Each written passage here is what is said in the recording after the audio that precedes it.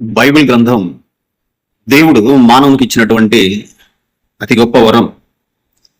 Bible గ్రంథంలో దేవుని మాటలు లిఖించబడ్డాయి.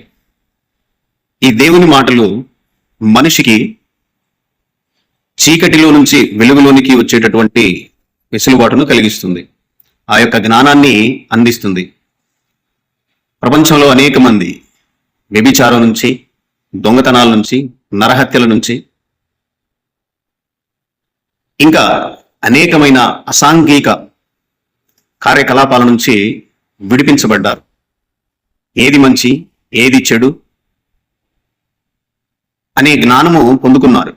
మానవుని జీవితం అంటే ఏంటి, మానవుడు జీవిస్తున్నటువంటి జీవితం ఏంటి అని స్పష్టంగా తెలియజేసేటటువంటి గ్రంథం పరిశుద్ధ గ్రంథం. ఈ గ్రంథాన్ని చదివిన వారు అనేకులు పాపము నుంచి విడిపించబడ్డారు, దేవుణ్ణి తెలుసుకున్నారు, దేవుని మార్గంలో నడుస్తూ ఉన్నారు, ఇంకా అనేక మేలులు పొందుకున్నారు. ఇది దేవుని గ్రంథం యొక్క ప్రత్యేకత. అందుకే ప్రపంచవ్యాప్తంగా అనేకులు బైబిల్ గ్రంథాన్ని చదువుతున్నారు. ప్రపంచవ్యాప్తంగా అత్యధికంగా అమ్ముడుపోతున్నటువంటి పుస్తకం బైబిల్. అట్టి బైబిల్ని మనమందరము